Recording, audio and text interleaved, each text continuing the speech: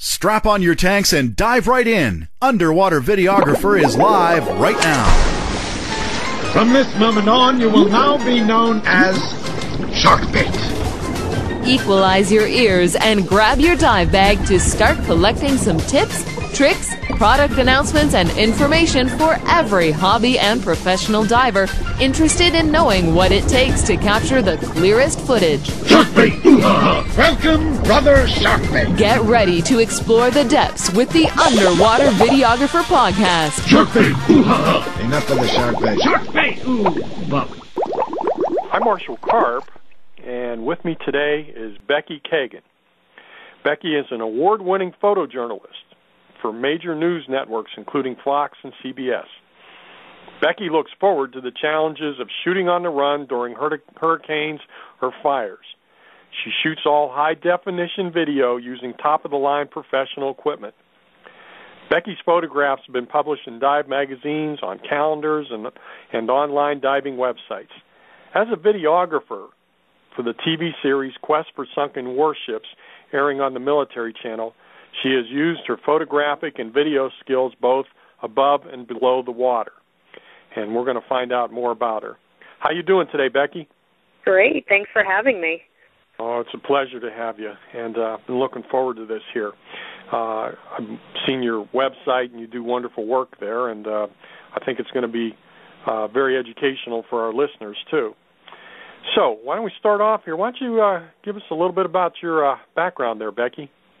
Sure. Well, I've always been interested in marine science, and the photography kind of came later, but marine science is what got me into diving in the first place, and I always wanted to be a biologist. So in college, I did a lot of internships and kind of decided later on that, I didn't really want to be in the lab. I wanted to be out, but I still wanted to be part of the education process. So I got more into photography and videography and thought that, the photos that inspired me, I wanted to share with other people as well. So I ended up getting a job for CBS and Fox News as a photojournalist and spent my days shooting all kinds of different things from, like you said, fires to hurricanes to baby black bears, just a range of stories. It's fun because it's something different every single day, and it gave me everyday shooting experience. So I became a photojournalist and, just kind of carried those skills into underwater.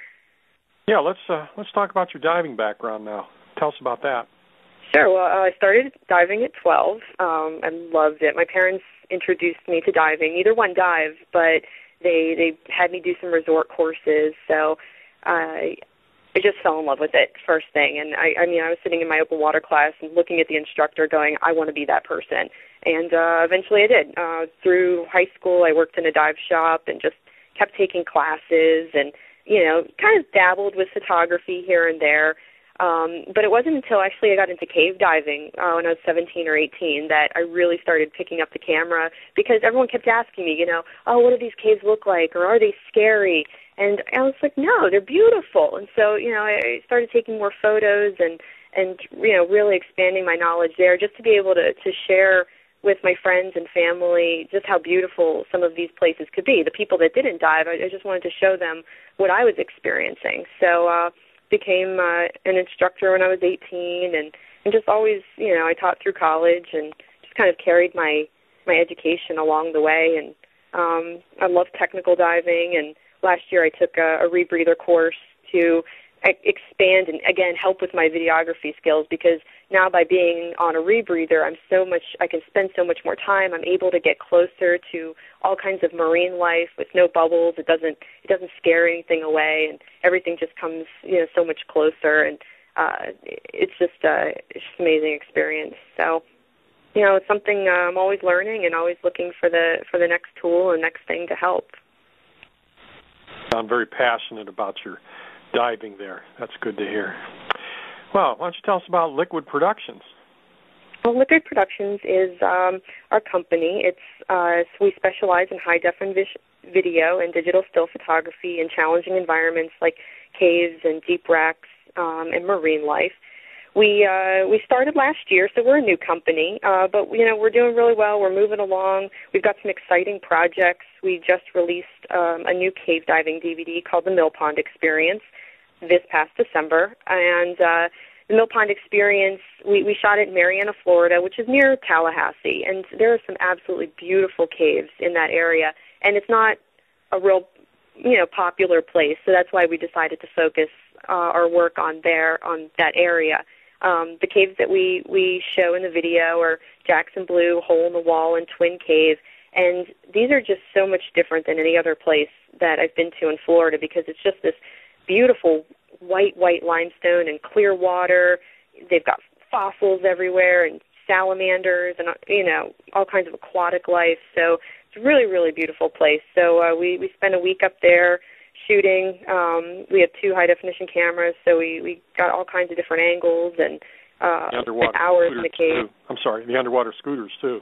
Oh, yeah, the scooters really help, especially when you're in a cave, and we can mount the cameras on top of the scooter just either for some unique shots or to help us get to a specific area, and then we can take the cameras off of the scooter and start shooting in that particular area. So it definitely, they're really good tools. Again, just like the rebreather, the scooters are another tool for us, and they help us get some of the shots, maybe some more unique shots that we wouldn't normally be able to get. But that was a fun experience. So, we're going to shoot another DVD at the end of February because this one did so well. So we're going to be in High Springs the end of this month shooting our second DVD. What's your goal for the videos, for the DVDs? I'd like to take my photojournalist skills and basically telling a story through creative video and editing and sound and just really show these environments and why we're so passionate about them. I include interviews in our DVDs with local experts and instructors. So if you're not a cave diver, everyone can get something out of it. I really just want to educate people about these places that are just so unique and maybe in your own backyard and you don't even know about them. Sounds like it'd be very useful for people planning their dive trips to get a hold of your DVDs. Yeah, that too. If you're planning a dive trip and you've never been to some of these caves, or even we got so many emails from people that had been diving these caves for years, but they said, wow, this is really cool because, you really focused on a specific area and we lit it up. We had several divers helping us with lighting and, we really tried to focus on the cave itself. And, we also talk about cavern diving and open water divers visiting these areas and getting training. So it's a little bit of something for everyone, and hopefully, someone out there, if they're interested in cave diving or interested in taking the next step or never even thought about it before, they can watch this and still kind of be inspired or go, wow, this is really interesting. Excellent. Now, let's get back to your equipment here, since this is the Underwater Videographer podcast. So tell us about your camera. Sure. Well, Liquid Productions is our company. We have 2 video cameras. We're using 2 HVR Z1Us, which Sony makes. So they're HDV cameras, and we're using Amphibico Phenom housings. So we've got 2 housings for each, and that's sort of useful because we can put a 94-degree dome port on one to get your wide-angle shots, and then on the other camera we could have just a flat dome port, or we could have a macro port. Just really trying to utilize our time in the water. Or we can do 2 camera shoots, which, again, can be really useful, just having a second camera to get different angles and just more video. What kind of video equipment did you start with? What was the progression up till now?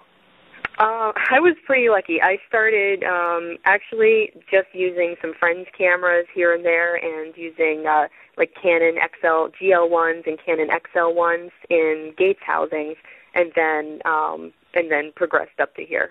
So I've been shooting stills underwater a lot longer than I've been shooting video. Video's always been more of my career, working for Fox News, and then just recently, a couple years ago, I took it underwater.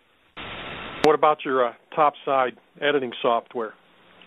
Well, we're using, we have a couple different setups. On a Mac, we're using Final Cut Pro, but we just also got a new Avid editing suite, which I'm more proficient on Avid, and I use it at work. So we have a really nice Avid Express setup and 2 monitors, and it's great just because I can spread everything out. And we're making hour-long DVDs, so our timelines are pretty big, and we just need something really fast to be able to work through all of that video. Plus, I like the Avid because it's more keyboard dependent and less mouse dependent, like the Final Cut Pro. But it's something different for everyone, and I feel if you can learn one type of nonlinear editing software, you can pretty much pick up any of the other ones if you have the basics down. Do you have any basic editing advice for our listeners?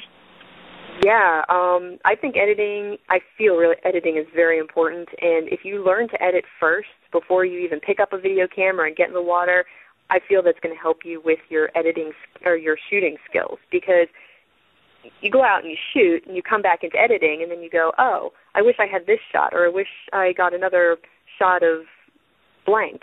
Whereas, if you learn to edit first, you sort of learn, what shots you're going to want in the future, so that when you're out shooting, you'll be thinking about that. What am I going to need for later? Oh, I need a close-up of that angelfish, and oh, I want to get a wide establishing shot of, this reef or whatever in particular you're going to be shooting. So editing advice, sit down and do it. Even if you've got to pick up your camera and go shoot around your house and just put little videos together, just experience and doing it will help your skills. Now, when you're underwater, what kind of advice would you have for our listeners with your methods and techniques when you're shooting underwater? Well, there's a couple different ways you can shoot underwater, and I really think it depends on what you're doing. Personally, I like to edit within the camera, so I don't just leave it rolling all the time. I really focus, and I compose my shot, and then I press record, and I start shooting what I wanted, versus just kind of leaving it on the whole time and just aiming whenever something comes around. So there are debates on leaving it on versus just shooting the shot, yeah. Exactly. Personally, that's my personal experience. I'd like to edit within the camera, but it really, again, it depends. We're going to be shooting spearfishing video in April, and then I'm going to need to leave the camera rolling the whole time because I don't know when something's going to happen. It's fast, it's action, and you don't want to miss it. So it really depends on what you're going to be doing. Or, for some of the listeners out there that do deeper diving, some of these housings are only rated to certain depths. Buttons start getting pushed in. If I know I'm going to do a deeper dive, deeper dives, I might only be down there for 30 minutes or 20 minutes. So it's not a problem to just, press record and shoot the entire time. That way you don't have problems with the buttons pressing in and not being able to use the camera, to use the housing. Anything else for advice for your underwater techniques for our listeners? I got some more advice. Give it to us. Great, I will. Just look when I watch some of these videos on YouTube, and granted they're not professionals, they're just everyone starting out, and I was the same way. I see like a lack of close-up shots, or I call them cutaway shots, things to break up, whatever you're shooting. And I just suggest getting just a lot of different shots and changing up your angles, and really just spending the time and composing your shot. I like to think of video like I think of taking a still photo. I go down there, I find the shot I want, I put something in the foreground and something in the background, and then I press record and let the action happen within the shot. And then, I go up and get some close-up angles. And that it really, again, it helps when you go into editing because you're going to have such a variety of shots to choose from. And it makes it more interesting for people to watch when you've got a bunch of different types of shots and angles and wide, medium, tight shots. So just suggest, being creative and just variety of shots as much as you can get. Good advice. All right, now let's get into our centerpiece here. Let's tell us about the quest for Sunken Warships, and give us the backstory on how that came about. Sure. Last year I was hired as an underwater videographer and talent for the show Quest for Sunken Warships. How did this hiring come about? Well, actually through friends. Sometimes it's all just who you know. I had a friend, Dave Yoloa, who was friends with Dan Kroll, who was the main underwater cameraman for the show, and they were looking for a third person to be a part of the show, and because it was just following the divers around. Instead of just having a typical documentary, they wanted, to make it more interesting by having, by personalizing it and putting people into it. And they thought it'd be interesting, just because I'm a female and I'm a tech diver, to bring me aboard and have me be a part of the show, which I was, absolutely excited to be part of it. You just got a phone call one time? Well, no, it was through friends. I knew one of the other divers who was on the show, and he kept talking to me to Dan and saying, "Oh, you should bring her aboard, and this will be really great with the three of us," and he did. So helps to have inside contacts. That's for it does. Well, we all help each other out. It's not a very large network of people. So this was for the military channel. Yeah, this is for the military channel. The shows originally aired back in November, but they've re-aired them again through January, and they're going to be re-airing them again in February.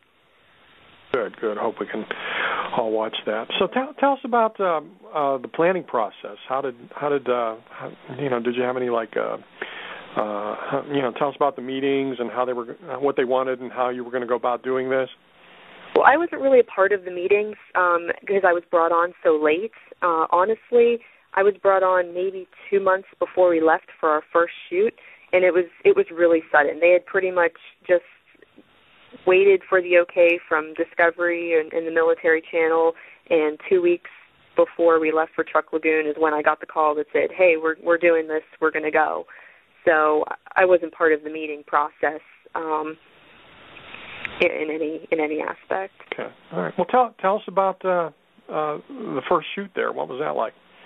Well, the first shoot was in Truck Lagoon, which was absolutely incredible. I've never been diving anywhere like it. It's in Micronesia, for anyone who doesn't know. And first of all, it was a 36-hour plane ride, which was forever, from Newark to Japan to Guam to Truck. And by the time you got there, you just didn't know where you were. But it was the diving and the islands were absolutely incredible. And I've never been on wrecks like these. These are World War II Japanese wrecks, planes, all kinds of things out there, and they still look like they did 63 years ago.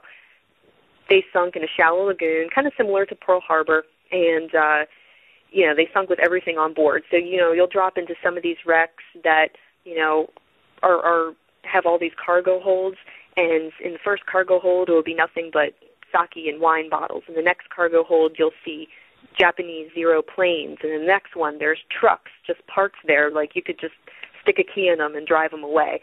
It was really interesting to see, these wrecks that still had everything on board, that everything was so intact. Some had torpedoes and bombs, and a couple even had human remains still on them. And you could see them from the surface, or you saw them as soon as you dropped in, or what?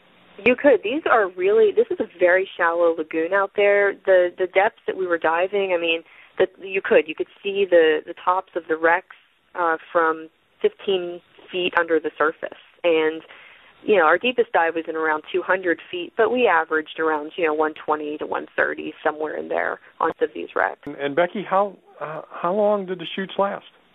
Well, we were out there for about a week, and we were shooting everything. There were 3 of us out there to shoot all of the topside video and shoot all of the underwater video, including shooting each other, since the 3 of us were talent in the show as well. So that was certainly an interesting experience, just being on the other side of the camera as well, but then getting all the reversal shots and making sure we covered all of our bases. So we really shot nonstop for at least a solid 5 days out there. Just any video we could get for an hour-long show, we were shooting. So we did all kinds of interviews. We did a couple dives a day, different wrecks, planes, just gathering up just all kinds of footage for the shows. Did you storyboard the dives? They weren't. So you were just relying on your creativity then? Yeah, we had an idea. We had a diagram of the wrecks before we went down, and Dan had been there before, so he had an idea of what he wanted us to shoot. He was doing most of the point of view type of shooting, and I was doing most of the establishing shots and shooting the shots of Dan and Dave swimming around the wrecks, and most of the wide angle shots that you see. So that was kind of our purpose is go down. We were mostly looking for a lot of the damage. Like if a wreck or a ship was down there because it got hit by a torpedo, we were looking for the point of contact and where that torpedo hit to show everybody that. Or on a lot of these wrecks, we were looking for just interesting cargo, like the torpedoes. We swam into some cargo holds, and there were more than a dozen torpedoes just scattered about like pixie sticks. So we had ideas of what we wanted to get on each individual wreck. Very interesting. How was the show received?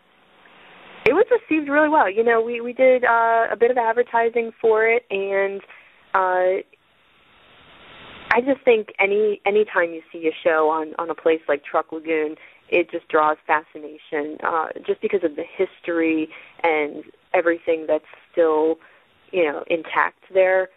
It's just a fascinating thing to watch and a place to be, and I think the show was taken really well.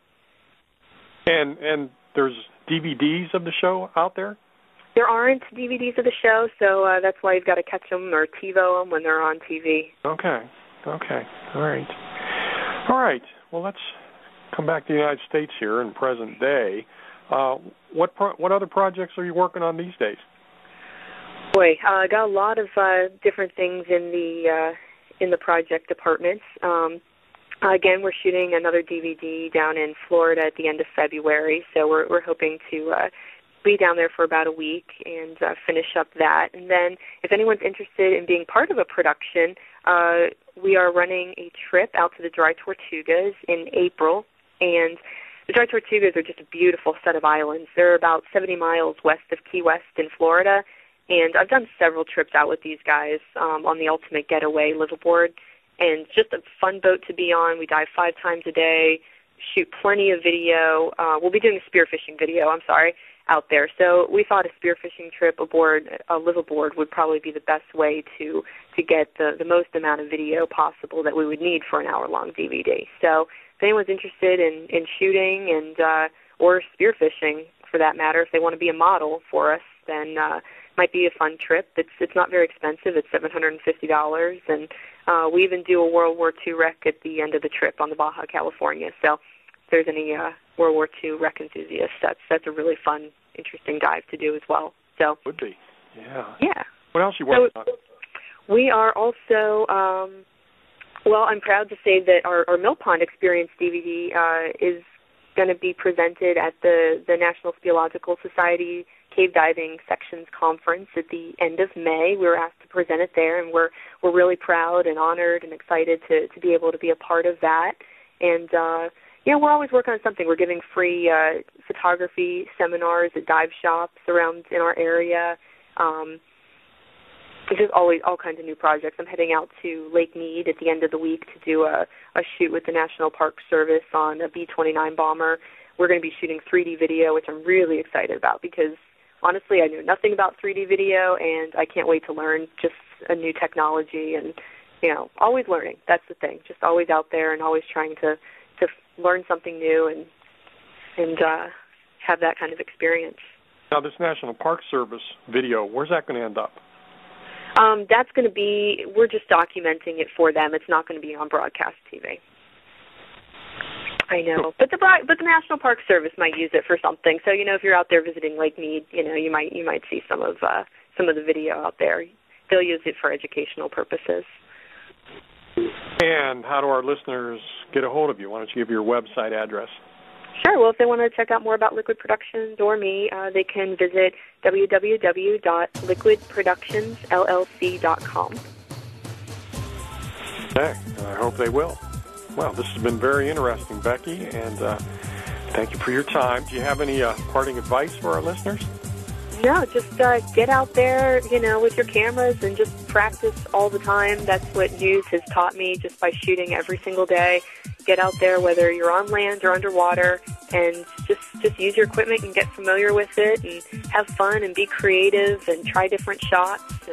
And this is why we're interested. I'm sure that's why everyone's interested in video. It's just to tell a story and share with everyone, these beautiful places that we get to see every day. Great. Well, Becky Kagan, we wish you well with your projects, and from the Underwater Videographer Podcast, we thank you very much for your time. Thank you for having me. Explore the depths with the Underwater Videographer Podcast.